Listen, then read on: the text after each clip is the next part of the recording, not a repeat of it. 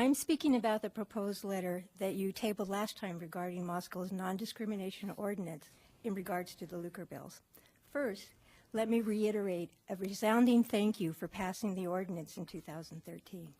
Second, I attended the admin committee meeting, which stated general support for the letter with some revisions, which was diligently worked on and then brought to the council at the last meeting.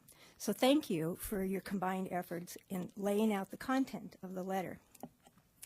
Third, I want to publicly thank council members Dan Carscallon, Art Betke, and Tom Lamar for attempting to amend the premature motion to table the letter in order to have the language ready for immediate use if needed.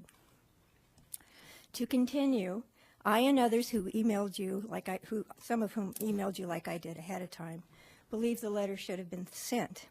But I can see a position where some would prefer to table the letter because you don't want to wave a red flag in the face of the legislature. Okay, but you should still prepare the letter ahead of time because you may not have enough time to deal with it by a special meeting. And why have to go to a special meeting when you had the letter in your hands to deal with already? The liquor bills are tabled at present. However, they could reappear at any time. So could another version from another congressman.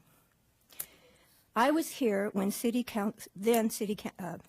Attorney Randy Fife studied other city ordinances addressing this kind of discrimination and how he very carefully crafted our city ordinance to use mediation and education to bring all parties to a mutual outcome, if possible, rather than to entrench negative reactions. Discrimination is rooted in fear. Fear from something you think is bad that will overpower you or what you think is good. Fear that you will be judged weak or badly for not trampling it.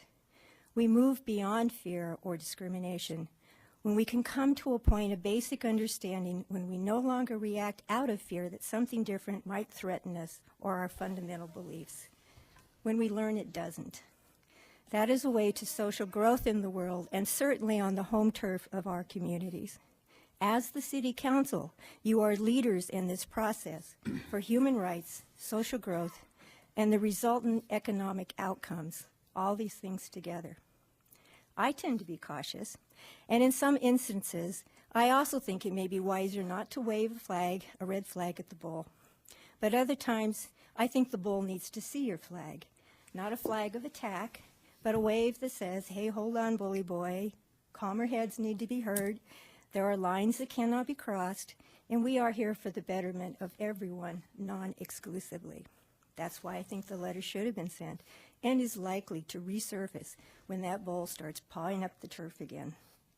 So I urge you to ensure that you fully do your part, as you have so far, in protecting this city ordinance and what it constitutes for our citizens. Thank you. Thank you, Victoria.